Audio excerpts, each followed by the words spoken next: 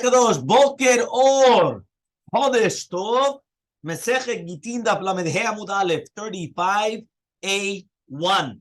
We are by the two dots. The two dots says Nimneu Milyashbia, which means in a later period the Bet Din stopped making her swear in order to take her ketubah. Remember, we're talking about an almanah that she had to swear at the beginning in order to take her ketubah because maybe she already took it. Remember, she's almanah, she was dealing with the money. Maybe she already took the money, and now she's cashing in twice. So therefore, they used to have to swear from the Yutomim so that they could not, that she didn't take the ketubah until now. But then later on, they stopped making her swear. My time, I was reasoning, if you're going to tell me it's Rav Kahana, the Amar Rav Kahana says Rav Kahana, Amar Rav Yudam Rav says Rav Yudam Rav.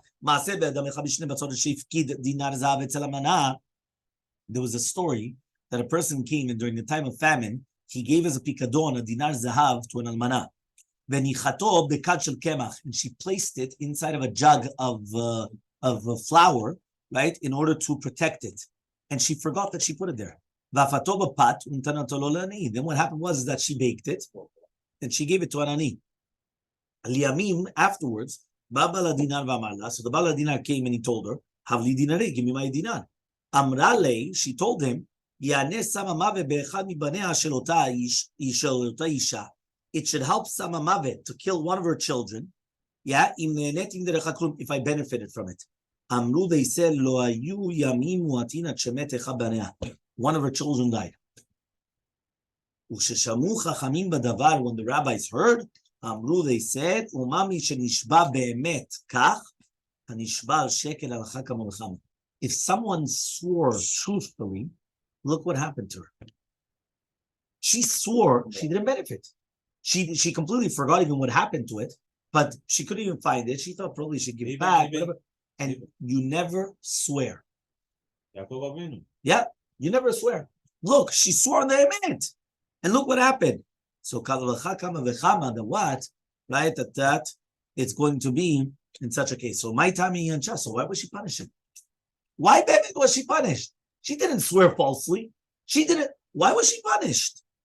Because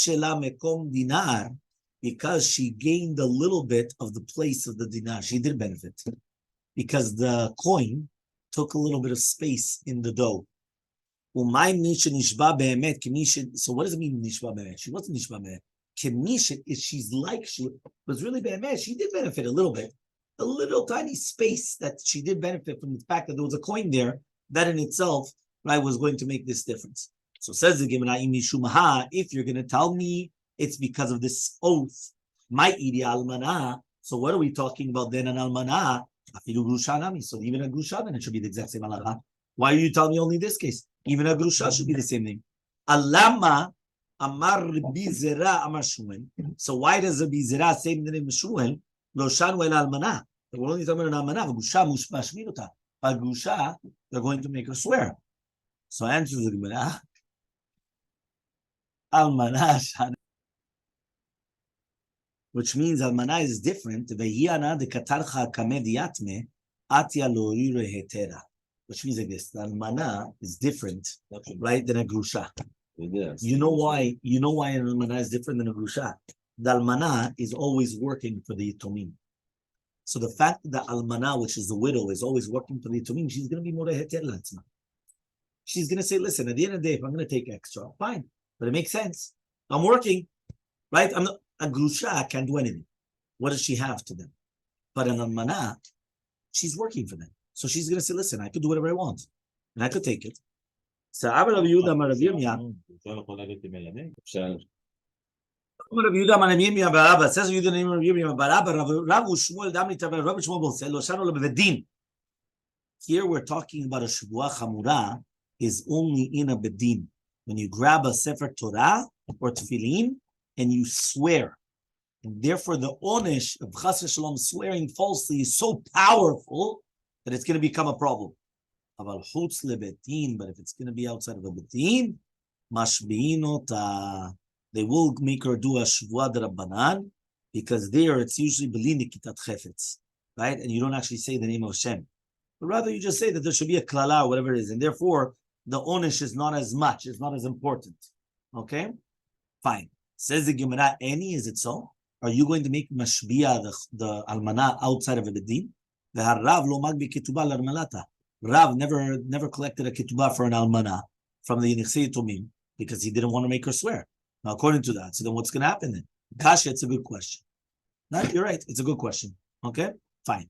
Besura matnu hachi, benarda matnu hachi. In Surah, this is what they taught, according to what we just said now. But Narda, they taught it a different way. Amar Rav Yehuda Mashua says Mashua lo shalom bedin. That's only bedin, but outside of bedin mashbinota.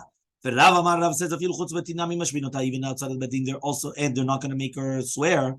Rav l'tamen. Rav, according to his reasoning, the Rav lo magik tuval amarta. But Rav do not. Meaning beforehand, we learned that outside of bedin you do make her swear, and then we asked the question on Rav. How could you tell me that? But Rav would not make her swear. Here we're not bringing it as a question, but rather we're bringing it as a benichuta, as if to say that this is like a kamuvan. So says the Gemara, says fine. Why don't they make her swear and collect her ketubah? So answers the Gemara, b'shnei derav kile nidre. He says no. During the time of Rav, nedarim were very, very kal. It's like nowadays. Nowadays, to make an oath, people swear falsely, right, left, and center. In the olden days, people, in order not to make a shavua, they would lose all their money in the world. They never want to make a shavua, even if they were true, even if they were right. They didn't want to swear. Nowadays, during the time of Rav, also, it was so kal nedarim, neder, no neder, doesn't matter. Okay, fine. Story, yeah. There was a woman that came in front of Rav Huna. Amala, he comes and it was an almana, and she wanted the ketubah. Amala, he told her, "My villich, what am I going to do to you?" The Rav lo magbi ketubah almanata. Rav didn't collect the ketubah for an almana. Amralei, so she told him, "Midi utaima eladima nekitna midi." It's only because maybe she took something from ketubati. Chai Hashem tzevakot im neeneti miketubati klum. She swore right away. He didn't even ask her to swear. She went and she swore by saying Chai Hashem tzevakot. If she benefited from a ketubah. Amar Ravuna says, Mo de Rav bekofetzet. Rav agrees that a woman that she jumps, that she could take her ketubah. What does it mean that she jumps? Skipping rope. No, that she made the shavua. Exactly. She jumped and she made the shavua. Next story. Haida atale kamed Rabbi Ravuna. There's a woman that came in front of Ravuna. Amarla, he told her, "My vilich. What am I going to do for you?" Remember in the Lashon Gemara, lich is lach, right? Like, right. That's what we do also in the Birkat Levana. We're talking about ich, right? Everything's ich. Yes, everything's ich, right? So he says the Rab lo magbi ketubah le'armelata, but the Rab wouldn't accept it. But mani lo magbi le'armelata. Amralei, she said, okay, fine. Don't give me the ketubah, but have li mezonah then. Give me mezonot. Amalei, he says, mezonah nami le'lich. You also don't get mezonot. Why? The Amar of Yehuda Amar Shmuel says, if you, the second that you demanded your ketubah, you lost mezonot as well. Meaning, as long as a lamana doesn't ask for a ketubah, she gets parnasah from the house. But the second that she asks for a ketubah, she loses mezonot. House of the Baal. Yes. So Amralei, so she told him, Abchua lekurse. What? She cursed him.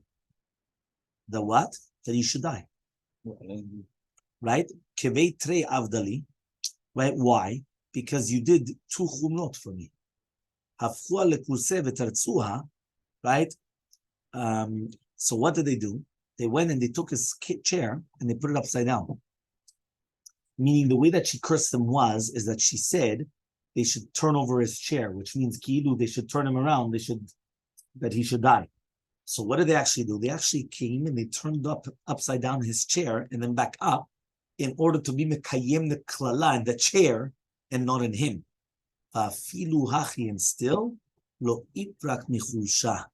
He wasn't saved from chulsha. He became sick and he was always very, very weak. And he wasn't able to get out of it because of her curse. So we can somebody that we hate, we can Shalom. Never mean mekalil someone, but that's what she did. No, but the reason why she was upset was because Kilu, he did 2 chumrot. Your enemy.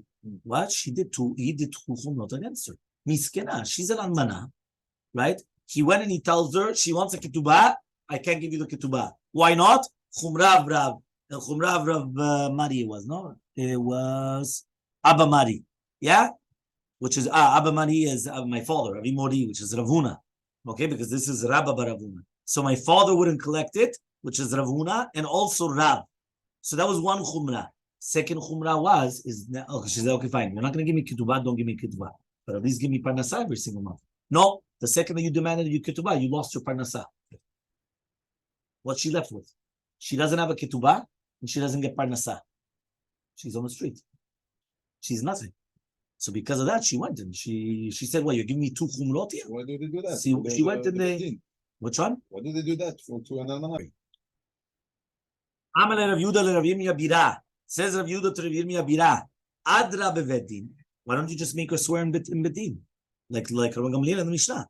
Ve'ashba, right? Which means, right, the what? And you make her swear, chutz bedin, veleti kalav lipul be'odneh. And therefore bring the chefetz that I'm going to bring should already be enough. That I want this in order to do a maaseh like Shmuel Rebbe, and to do be likvo halachal maaseh, not like his student of Rav, like for example Ravuno Bedino, they wouldn't do it at all. So Gufa Amar Bizera Amar Shmuel, it says Bizera and Shmuel lo sharu el almana. This is what we talking about an almana, but a grusha they do make her swear. So says the Gemara ugrusha de'adra lo, and a grusha that she already made the neder, she doesn't collect her ketubah. Right? Ve'ashalchu mitam, they sent from Eretz to Bavel. Eich plonita bat ploni, kabilat gita miyada.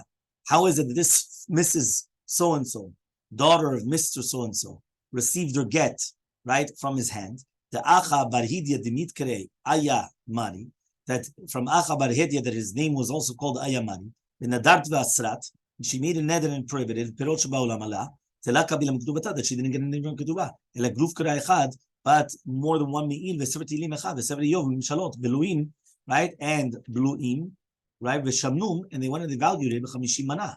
When it comes to your hands, take the rest of it. So Rav Ashi says, "How get Yevamin ava?" That was a get Yevamin. Get Yevamin is that the husband died without children, and Alminato needed to do Yibum. So the Yavam gave her a get instead of doing Yibum. So therefore, since she does not do the Yibum, she gets the Ketubata from Nichse Bala Hamet, the first one. So it comes out that she's coming to collect the Ketubah as an almana and not as a grusha, so therefore they can make her do a neder instead of a shavua over here. The Yavam gives him a get even though he's not married to her. Of course, a Yavam either does yibum or chalitza. But what else can he do? He could give technically a get. It's not the lechatchila, obviously. He gets a ketubah in this case. Yes, 100%.